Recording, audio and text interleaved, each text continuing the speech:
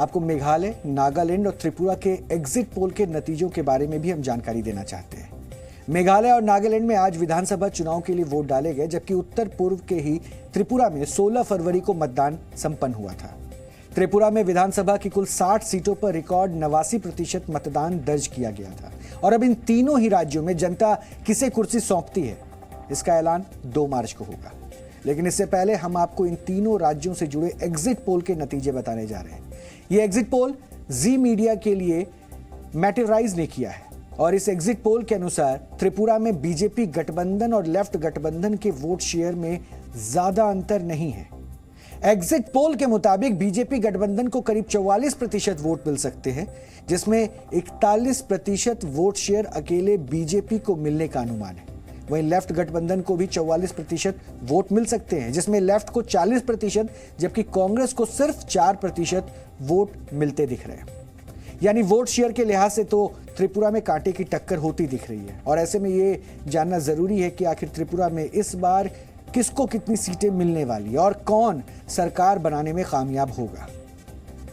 यहां आपको बता दें कि एग्जिट पोल के अनुसार त्रिपुरा में बीजेपी गठबंधन को 29 से 36 सीटें मिलती नजर आ रही है। 29 से 36 सीटों के आसपास का आकलन है, जबकि लेफ्ट गठबंधन को 13 से 21 सीटें मिलती दिख रही है। वहीं पहली बार चुनाव में हिस्सा ले रही त्रिपुरा TIPRA को भी 11 से 16 सीटें मिलने का अनुमान है। यानी कि इस एग्जिट पोल के लिहाज से त्रिपुरा में दोबारा बीजेपी की ही सरकार बनती दिख रही है। अब बात करते हैं नागालैंड की। उत्तर पूर्व के राज्य नागालैंड में भी आज शांतिपूर्ण तरीके से मतदान संपन्न हुआ और वहां भी लोगों ने वोट के अपने अधिकार का जमकर इस्तेमाल किया और 59 विधानसभा सीटों के लिए करीब 82.42% मतदान दर्ज किया गया। और अगर वोट शेयर की बात करें तो एग्जिट पोल के अनुसार इस बार भी नागालैंड में बीजेपी और NDPP के गठबंधन को सबसे ज्यादा वोट मिलते दिख रहे हैं। मेट्राइज के अनुसार बीजेपी गठबंधन को नागालैंड में करीब 67% वोट मिल सकते हैं। इसमें 42% NDPP को जबकि 25% वोट बीजेपी को मिल सकते हैं। वहीं NPF को 8%, NPP को 3% और कांग्रेस को भी 4% वोट मिल सकते हैं। नागालैंड में गठबंधन के तहत NDPP 40 जबकि बीजेपी 20 सीटों पर चुनाव लड़ रही है। ऐसे में अगर सीटों की बात करें तो एग्जिट पोल के अनुसार नागालैंड में बीजेपी गठबंधन को 35 से 43 सीटें मिलने का अनुमान है और इसी तरह NPF को सिर्फ 2 से 5 सीटें मिल सकती हैं। NPP को 0 से 1 सीट और कांग्रेस को 1 से 3 सीटें मिलने की संभावना जताई जा रही है और 6 से 11 सीटें अन्य के खाते में जाती दिखाई दे रही है। यानी एग्जिट पोल के अनुसार नागालैंड में भी एक बार फिर बीजेपी और NDPP गठबंधन की ही सत्ता में वापसी होती दिख रही है। वहीं नॉर्थ ईस्ट के ही मेघालय में भी आज विधानसभा की 60 में से 59 सीटों के लिए वोटिंग हुई। मेघालय में जहां कांग्रेस अपने वजूद की लड़ाई लड़ रही है तो वहीं बीजेपी भी इस बार अकेले ही मैदान में है।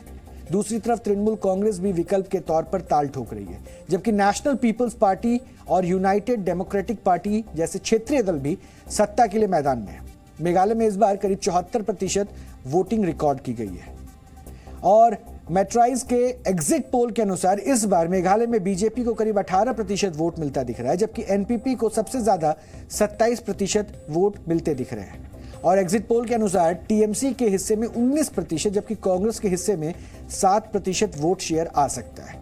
वहीं UDP को 9% और PDF को 4% वोट मिलते नजर आ रहे हैं। और अब बात करते हैं सीटों की। एग्जिट पोल के मुताबिक मेघालय में बीजेपी को सीटों के लिहाज से भी फायदा होता दिख रहा है और उसे 6 से 11 सीटें मिल सकती है, जबकि NPP को 21 से 26 सीटें, TMC को 8 से 13 सीटें, कांग्रेस को 3 से 6 सीट, UDP को 5 से 6 सीट जबकि PDF को 1 से 3 सीट मिलती दिख रही है। यानी एग्जिट पोल के अनुसार इस बार मेघालय में किसी भी पार्टी को स्पष्ट बहुमत मिलता नहीं दिख रहा है। वहीं नतीजों के बाद गठबंधन सरकार के भी आसार नजर आ रहे हैं।